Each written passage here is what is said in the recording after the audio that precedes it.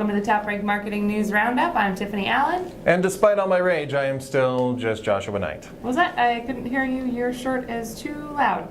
Well, look, I am not some cool neo-grunge flannel-wearing millennial. I have to resort to things like bright orange shirts to get people's attention. My generation, Gen X, tends to be a little bit forgotten. Aww. For example, I just saw a new study that talked about the habits of millennials and boomers for user-generated content. So we got millennials, baby boomers in between, and nothing. Pepsi generation. Ain't nobody. Well, the choice of a new generation anyway. But given the obvious glaring oversight of this research, I still found it pretty interesting because it's about user-generated content, and marketers love user-generated content. You know why? Because users generate it? Yeah, we don't have to generate it ourselves. No generation involved.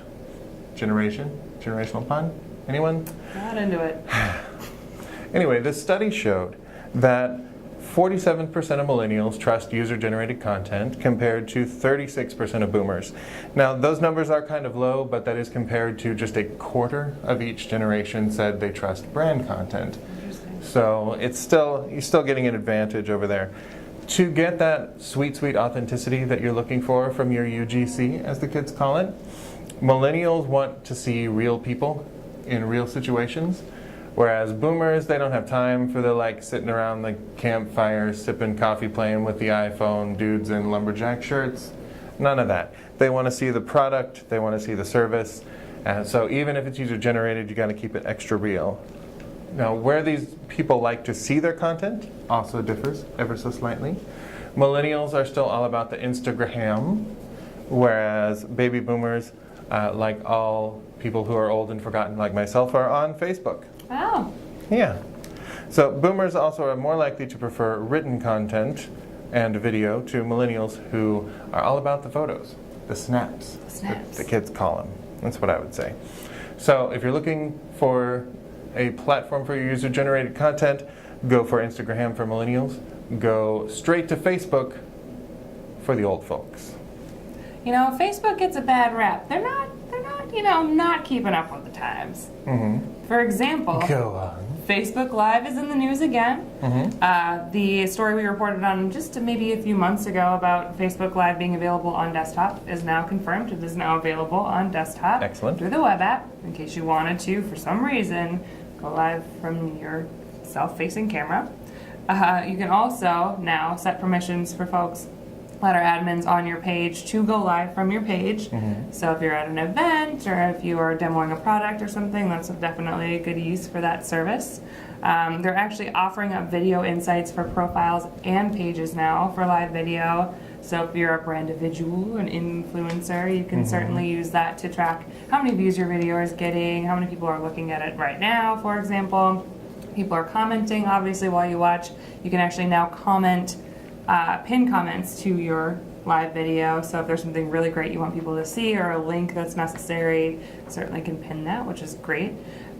You also are being offered permalinks for pages, which I know we were talking about a little bit earlier, which definitely helps when people are trying to find. If you're going live, they can just have the same web address, bookmark it if they'd like to, so they can see it without having to worry about all the letters and numbers and mumbo jumbo.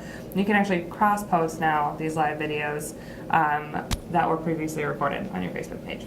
That is a fantastic set of tools that they're rolling out. I can see doing something like, for example, if you were a cutting-edge marketing agency that goes to a lot of industry events where your CEO is a keynote speaker, an agency like that, I would say, you could empower some of your employees, perhaps some who are accustomed to speaking on camera, to go and ask questions of the luminaries and influencers at the event. Is this a foreshadowing situation? I'm just saying that it's a thing one theoretically could do. Got it. Yeah. One thing that we can't do anymore, sadly, is use the term on fleek. It is officially dead and buried because the platform that catapulted on fleek to stardom is sadly on fleek no more. So this week on Wednesday was the last day to download your vines from Vine, to untangle them and wind them up and swing down from them somehow. I never really understood the Vine metaphor to begin with, so it's hard to extend it. But yeah, Twitter is killing Vine. They are keeping all of the actual video content in its own like little web repository, little library that people can look at, but that's not going to store any of the comments or likes or any of that. So you're going to have to start anew. But what we have instead now is Vine Camera. It's a new app that Twitter's putting out that is kind of like how Boomerang is for Instagram. So you can capture your 6-second loops still. They're just going to go straight to Twitter. So if you're a marketer and you've been using Vine, first tell me how. People are using it, right? I'd like to know. Brands were, yeah. If your brand was tangled up in Vines, make sure to use their tool for following on Twitter to kind of import your audience over to Twitter, and then just make Vine a regular part of your regular everyday Twittering. Interesting. It'll be interesting to see how frequently those are used actually in comparison to how clearly infrequently Vine was used. Interesting to see. It is kind of sad when you lose all those comments though. You know, get all There's these always people, pure- wow, you're so hilarious. Pure and gold in comment sections. your jokes are funny and everyone's really nice, right?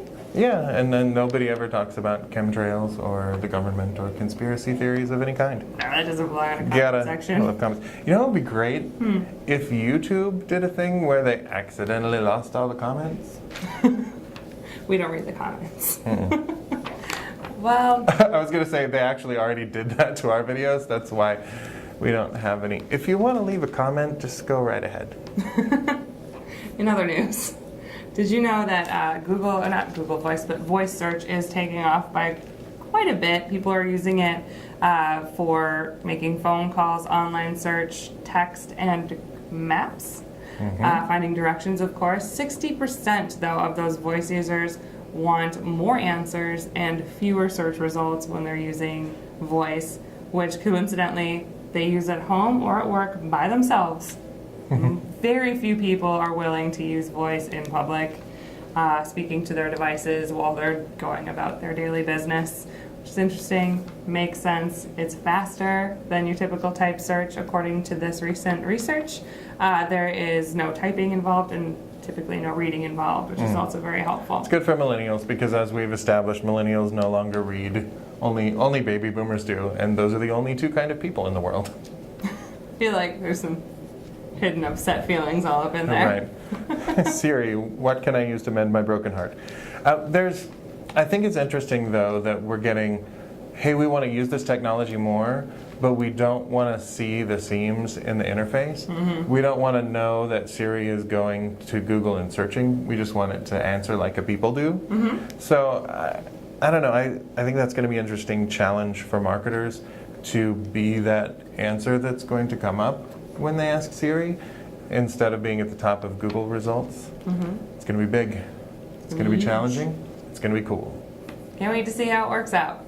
We'll be back next week with more marketing news. If you need some in the meantime, you can certainly follow TopRank at TopRank on Twitter, or follow me at Tiffany_Allen. And you can find me, as always, at Nite Writes. That's NITEWRITES on Twitter and on Fleek. Not on Fleek. Sorry, nothing is ever on Fleek anymore forever. Please do remember to subscribe to the TopRank blog if you enjoy our content. And if you don't enjoy our content specifically, there's plenty more out there for you. We'll see you next week. Thanks for tuning in. Bye.